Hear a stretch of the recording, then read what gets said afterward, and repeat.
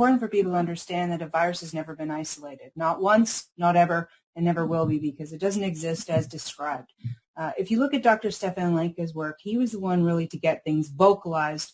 He's a German virologist, biologist, and he was actually the one to first identify a phage in the ocean, which are large structures that actually support the terrain of the fish and help them overcome disease. So they're not pathogenic. And when he realized that, he's like, something's very wrong. And he started to look at measles virus particularly, and he wanted to see the original papers that identify the virus and name it, measure it, and describe it appropriately. And he found that in all the original papers, that was not done. None of the viral particles, as they have described and shown cartoons of, and colored pictures of, and fancy CGI of, they don't exist like that. They aren't seen on 2D microscopes properly. They're artifacts of the body, and they're produced when the body undergoes stress.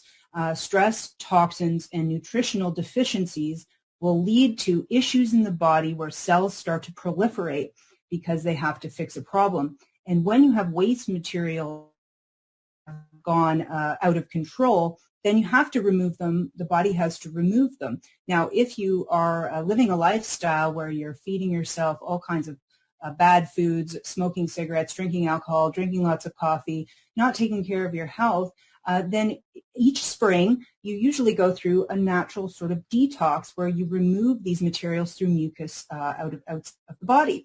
And if you take that mucus and you look at it under a microscope, you'll find all these kinds of particles. And if you're looking for these groups of particles, you'll kind of find what you're looking for. And it's basically like saying flies have caused the garbage that you made, but no, you make your garbage and then the flies are attracted to the garbage. So same thing in your body. You make the garbage, your own microbes go to work pleomorphically, polymorphically, meaning they change shape. So a bacterium becomes a fungal form, becomes a viral form, and so on. Not to make you toxic or make you sick per se, as they've described it, and give you bad things, but to actually assist the body to remove the poisons from all the tissues and remove them appropriately. If you're in a nutritional deficiency state, then what's going to happen is you can't remove it appropriately through the liver and through the kidneys. You will use other organ systems like the skin, as we see in measles or chickenpox, as we see in the lungs coming out, which is inappropriate. Ideally, you would go right through the liver. So people say, oh, you shouldn't say that, you might get it, and then what happens? And I say, I will never get it. I'll never get it because I detox my body regularly and I give myself good nutrition and I don't poison myself. I'm not afraid of anything that I couldn't even possibly catch anyway.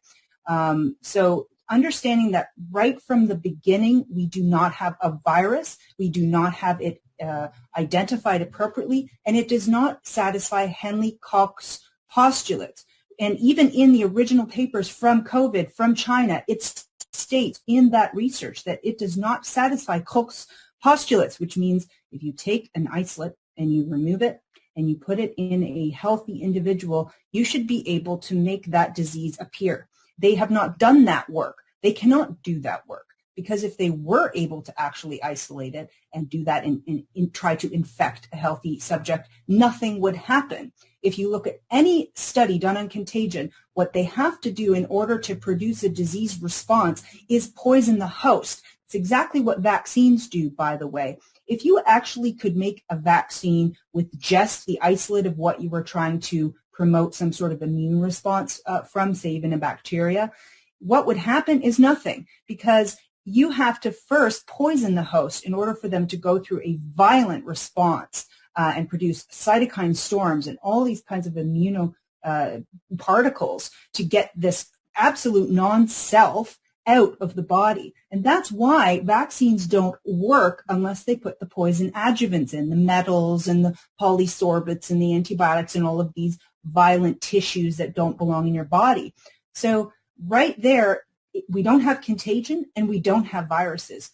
From the research, from the base of the history of it, and I always encourage people to go read Dr. Stefan Lenke's work. If you're new to this, if you're trying to understand this, you cannot take a virus and put it in a biological lab and make some Frankenstein monster, because the second it hits air, the second it hits the sun, it's over. It denatures. It's done. It dehydrates, okay?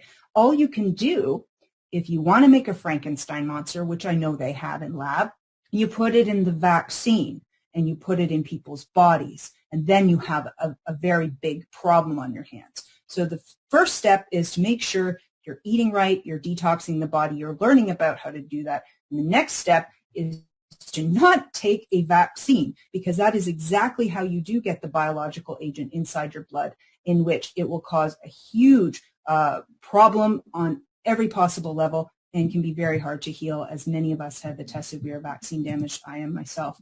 So I just want to address that. I have all the research and all the papers for anybody who wants that information. I'm more than willing. I have blog articles on my website, lots of videos on this topic, so you can learn about why this does not exist as described, and to understand pleomorphism, that we make the particles ourselves. And that's why they say it mutates. Oh, it's changed a little from Italy to Iran to Canada.